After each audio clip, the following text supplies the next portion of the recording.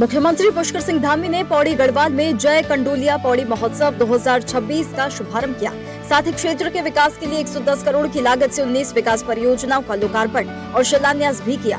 CM ने कहा कि ऐसे आयोजन राज्य की सांस्कृतिक विरासत और स्थानीय कलाकारों के हुनर को आगे बढ़ाने में मदद करते हैं। पहले नीतियाँ बंद कमरों में बनती थी और आज नीतियाँ आपकी जरूरतों को देखकर बनती हैं। हमारा प्रयास है कि विकास योजनाओं का लाभ समाज के अंतिम छोर में खड़े हुए व्यक्ति तक पहुंचे। मुख्यमंत्री पुष्कर सिंह धामी ने खटीमा की नगला तराई में माताजी के साथ अपने खेत में कृषि कार्यों में सहभागिता की।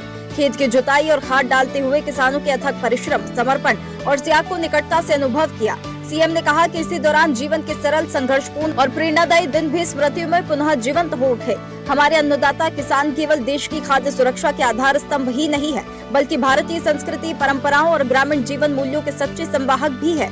राष्ट्र निर्माण में उनके अमूल्य योगदान, तपस्या और समर्पण को कोटिशः नमन है। ये मेरे पिताजी, दादाजी जहाँ खेती करते थे, उस खेत में आज जो हमारी प्राकृतिक खेती है उसको बढ़ावा देने के लिए जो उसकी विधि होती है, उस विधि के अनुरूप ये कार्य प्रारंभ कर दिया है, जिससे कि धरती माता भी बचेगी, उसकी उर्वरा शक्ति भी बढ़ेगी। मुख्यमंत्री पुष्कर सिंह धामी ने खटीमा में मां पूर्णागिरी को समर्पित स्थानीय मंदिर में प्रधानमंत्री मोदी के नेतृत्व में सरकार के 12 वर्ष पूर्ण होने के उपलक्ष्य में स्वच्छता अभियान चलाकर साफ सफाई की। साथ ही मंदिर परिसर में एक पेड़ मां के नाम अभियान के तहत पौधारोपण कर हरित भारत के निर्माण में अपना योगदान दिया।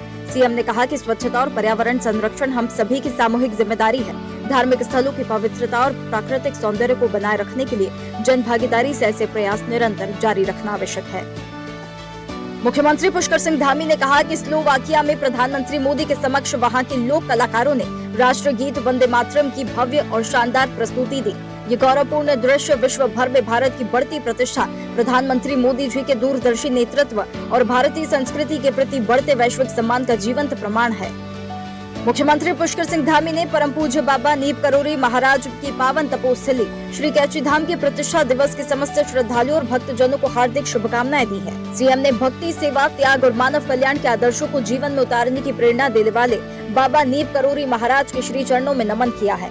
सीएम ने कहा कि प्रभु श्री हनुमान और बाबा की कृपा से आप सभी के जीवन में सुख, शांति, समृद्धि और उत्तम स्वास्थ्य का संचार हो, यही मंगल कामना है। मुख्यमंत्री पुष्कर सिंह धामी ने कहा कि प्रधानमंत्री मोदी के कुशल नेतृत्व में बीते 12 वर्षों में भारत के मध्यम वर्ग को सशक्त बनाने की दिशा में अनेक ऐतिहासिक और दूरदर्शी निर्णय लिए गए हैं। डिजिटल भुगतान व्यवस्था के व्यापक विस्तार, विश्व स्तरीय सड़क, रेल और हवाई संपर्क जैसी आधुनिक आधारभूत संरचनाओं के विकास, किफायती आवास योजनाओं, उद्यमिता और स्वरोजगार को प्रोत्साहन देने वाली नीतियों ने मध्यम वर्ग के जीवन को अधिक सुगम और समृद्ध बनाया है। आज देश का मध्यम वर्ग केवल विकास का सहभागी ही नहीं, बल्कि विकसित भारत के संकल्प का प्रमुख वाहक बनकर उभरा है।